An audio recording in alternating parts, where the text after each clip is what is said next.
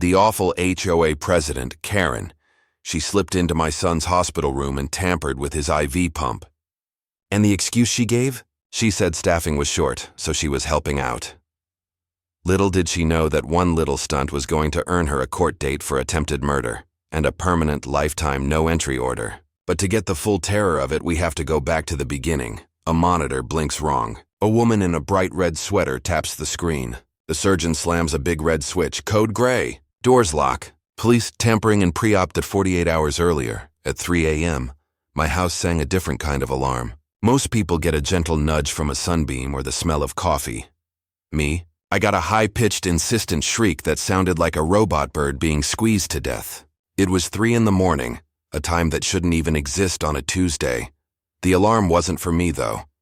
It was for my son, Kane. The sound was coming from the complicated box of wires and tubes that was our unwelcome roommate, the medical equipment keeping vigil by his bed. Kane's surgery was in 3 days, a big one. He had to be stable. Part of that meant this machine, a nutrient pump, had to run all night, every night. It wasn't life support in the dramatic movie sense, but it was absolutely non-negotiably essential. My wife, Lisa, she was already a blur in the dark. She's always the quicker one. I move with the unhurried pace of a man who's accepted that gravity is winning. "What is it?" I mumbled, swinging my legs over the side of the bed, my knees making a sound like someone cracking walnuts. "Power's out," she said, her voice tight, already checking Kane's readings. The battery backup had kicked in, but the main line was dead. Our son, bless his heart, slept right through it. He was 14 and could sleep through a marching band. I stumbled to the circuit breaker in the garage, the big metal box I usually ignored. All the switches were in the on position. Weird. The neighbors' porch lights were still little beacons of electricity. It was just us. I grabbed a heavy flashlight and went outside. Our neighborhood, Whitehurst County, was so quiet you could hear a pin drop. It was one of the things the HOA, our homeowners association, was very proud of. Quiet, orderly, and beige. Everything soul-crushingly beige. I followed the main power line from the meter to the junction box, and there it was. The thick black cord wasn't unplugged, wasn't ripped. It was cut, sliced clean through, like someone took a pair of garden shears to it. The copper wires inside glinted in the beam of my flashlight, looking like tiny surprised nerves. I just stood there for a second, the beam trembling slightly. Not a surge, not a squirrel, a cut. "On purpose, Lisa," I called out, my voice lower than I intended. She came out, saw the severed cord, and her face, usually so expressive, went completely blank. That's when I know she's really angry. It's not the shouting you have to worry about. It's the dead, cold silence. "Well," she said, dangerously soft, "that's not random."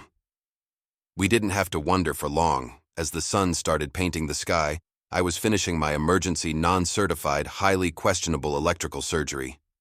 Just as I wire-nutted the temporary fix, a crisp white envelope appeared stuck to our front door. HOA logo. Grumpy pigeon swooping. I pulled it off. Inside was a violation notice. Violation. Unapproved exterior wiring and visible electrical modifications. Remedy. Remove unauthorized wiring immediately. Fine. $100. At the bottom, a sharp, jagged scrawl I knew all too well. Karen Deacon, President.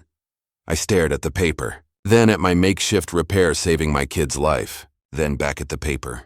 Time-stamped 5:15 a.m. I finished at 5:10 a.m. She must have been waiting. Watching from the shadows like some kind of beige-loving predator, she saw a father desperately trying to power his sick kid's medical device, and her first thought wasn't, "Is everything okay?" It was, "Aha, unapproved conduit." Lisa read it. A humorless smile touched her lips. $100 fine for saving our son's life. She's got a lot of nerve." "Nerve?" I said, crumpling the notice. "She's got a Vesuvius of nerve. The woman cuts the cord and then fines me for fixing it. That is a special kind of evil." Lisa, ever the database architect, was already pulling up the HOA website. The pettiness was staggering. This wasn't a note about lawn maintenance. This was an active, deliberate attack, followed by a bureaucratic slap in the face. It was a declaration of war. "This isn't about the wiring, Tim," Lisa said, her eyes steel hard. "This is about you and her." She showed me an old yearbook photo. "Wish you'd notice me, Kay. It's always been about that." And she was right. Years ago, I worked with Karen, before she was Deacon. She was sharp, ambitious, and made it clear she was interested. I was happily married to Lisa. I drew a professional line, stayed on my side. I thought I handled it well. Apparently, I simply ignored her, and the look in her eyes when I declined her last invitation. It had changed. The friendly mask slipped, and I saw something cold and hard underneath. A few months later, I took a new job. I thought that was the end of it. 10 years later, we moved into Whitehurst County, and there she was, standing by the grill at the HOA barbecue, clipboard and visor, introducing herself as Karen Deacon, the newly elected board president. Her smile was pure ice. From that day on, it began. Little things, trash cans visible for 11 minutes past the deadline, an oil stain the size of a quarter. The basketball hoop wasn't an approved shade of black. Death by 1,000 paper cuts. Now, with Kane's surgery looming, her campaign had escalated to something dangerous. The cut power cord was the first artillery shell. That afternoon, we expected the private ambulance service for a pre-surgery dry run. It was an extra precaution we couldn't skip. The ambulance pulled up to the main gate, the big wrought iron thing, and stayed stubbornly shut. My phone buzzed. The driver. "Sir, the gate code isn't working." Lisa pulled the access log. Username K. Deacon. She had changed the guest codes at 6:03 a.m. this morning. No email, no notification, just access denied. I sprinted down the block, breathing heavily. I used my personal remote to open the gate. "The president of our HOA is on a power trip," I gasped to the confused paramedics. The drill went fine, but I couldn't shake the cold dread. The cut cord could have been a twisted prank, but changing the gate codes on the exact day of a scheduled medical transport, that was targeted. That was a plan. She was trying to isolate us. First, she cuts the power inside our home. Then she cuts access from the outside world. Each action tighter, more suffocating. "We can't wait for them to look into it," I told Lisa, standing in our kitchen. "She's not going to stop. She finds a weakness and she squeezes. Right now, Kane is our weakness and she knows it. We had to do something official, something that would put a barrier between her and our family, that she couldn't just tear down with a clipboard and a rusty pair of shears." The next morning, we were at the county courthouse. Smelled like old paper, stale coffee, and quiet desperation. We were there to get an emergency protective order, EPO, the kind of temporary restraining order you need right now. Lisa, the database architect, had been up all night building a timeline. Police report on the power cord. Printout of the violation notice timestamped 5 minutes after the repair. Sworn statement from the ambulance company about the gate codes being changed without notice. "It's not a dispute about the color of our mailbox, Tim," she said, low and firm. "It's a pattern of escalating harassment targeting a vulnerable child." We use those words. We stick to the facts. No emotion. An hour later, we faced the judge. Lisa laid out the facts with the cool precision of an engineer. The cut cord, the immediate violation, the changed gate codes, all timed before our son's major surgery. "And you believe she is doing this?" "Why?" the judge asked. I took a breath. "Your Honor, years ago Miss Deacon and I were colleagues. She expressed a personal interest in me that I did not return, as I was and am happily married." I felt ridiculous saying it, like a character in a bad soap opera, but the judge didn't laugh. He saw the timeline. He saw the escalation. "The evidence shows a clear pattern of targeted harassment that has recently escalated to actions that could directly endanger the health and safety of a minor," he said, his voice suddenly firm. He picked up a stamp and brought it down with a satisfying thud. "Petition granted. Miss Deacon is to have no contact with you or your son. She is to remain at least 100 yards from your persons, your residence, and your vehicle." Effective immediately. Walking out, I felt a wave of relief so strong my knees almost buckled. We had a shield. A piece of paper, yes, but backed by the full weight of the law. "This is a temporary order," Lisa reminded me, squeezing my hand. "To make it permanent, we need undeniable proof that she was the one who cut that cord." Our blurry doorbell camera footage wasn't enough, so I walked 3 doors down to see Buddy Eli, a retired sheriff's deputy whose house looked less like a suburban home and more like a minimum security prison. He saw everything. The morning of Kane's surgery was thick with a tense, controlled calm. We gave hospital security the EPO and a photo of Karen. The nurses were alerted. We felt as safe as we could, surrounded by the sterile efficiency of modern medicine. Kane, our champion, was more worried about the hospital Wi-Fi than the operation. We joked, watched a dumb movie, and tried to ignore the giant clock ticking down the minutes. The pre-op room was quiet. Kane was hooked up to monitors. An IV pole stood ready, with a programmable pump designed to deliver medication at a specific, carefully calibrated rate during surgery. A nurse programmed it, double-checked the settings, and gave us a reassuring smile. Just as they were about to wheel Kane out, a small, persistent alarm started beeping from the pump. Beep, beep, beep. Dr. Evans, Kane's surgeon, walked in. A no-nonsense man who missed nothing. He heard the beep, saw the nurse silence it, and walked straight to the machine. He tapped through a few menus on the small display. The room went silent. He turned to the nurse. His voice was dangerously quiet. "Who set these dosage parameters?" She looked flustered. "I did, doctor. I checked them against the chart." "Check them again," he said, his voice like ice. "The decimal point is in the wrong place. The concentration is off by a factor of 10. This machine was programmed to deliver 10 times the prescribed dose of anesthetic induction agent." A collective gasp went through the room. Lisa's nails dug into my arm. My blood ran cold. 10 times the dose. If this had started, my patient would have gone into cardiac arrest on the operating table. It wasn't an accident. A little air bubble doesn't move a decimal point. This was deliberate. This was sabotage. Dr. Evans didn't waste a second. "Lock this room down. Nobody touches this machine. It's evidence." He sealed the pump, confirmed the audit log showed a second unauthorized access. Then he ordered, "Call the police now. Tell them we have a case of medical tampering, attempted homicide." He looked directly at Lisa and me. "I am so sorry. Your son is safe." But this was not an error. This was a malicious act. The world seemed to slow down. The hospital PA system crackled. "Code Gray, pediatric wing. Code Gray." The hospital was on lockdown. Nurses rushed in and locked Kane's door. The police were on their way, but the person responsible might still be inside. My mind screamed, "Karen," but it seemed impossible.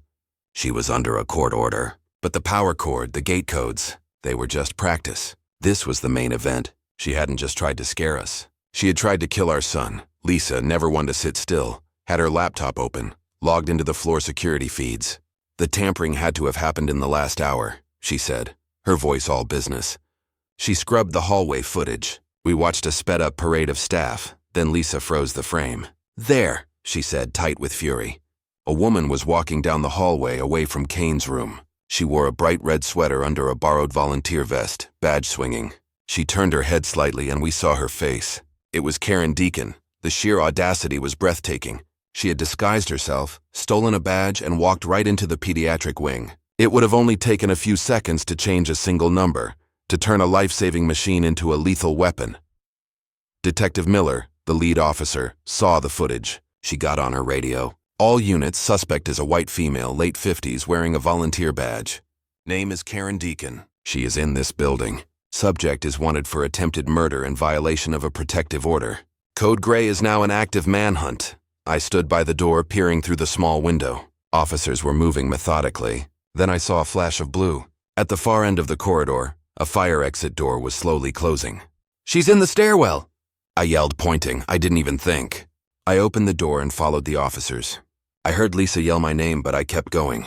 I'm not a hero. I'm a dad in his late 50s with bad knees, but the protective instinct that roared to life inside me was primal. I just wanted to see her. I wanted to look her in the eyes. I reached a landing. I saw her trapped. The red sweater flashed between the rails. She saw me. Her face, twisted with rage and panic, locked onto mine. "You!" she shrieked, her voice echoing. "You ruined my life." "You did this to yourself, Karen," I said, my voice surprisingly steady. She lunged, not at the officers, but toward me, trying to push past the officer coming up the stairs. It was a desperate, clumsy scuffle. Her shoe slipped. The big officer easily subdued her, spinning her against the wall. The cuffs clicked. It was over in seconds. Her snarling face, my stunned expression, the cold, efficient clicks of the handcuffs. Detective Miller read the Miranda rights over Karen's ragged, ugly sobs. She looked up at me one last time as they led her away. Her eyes filled not with remorse, but with pure, undiluted hatred.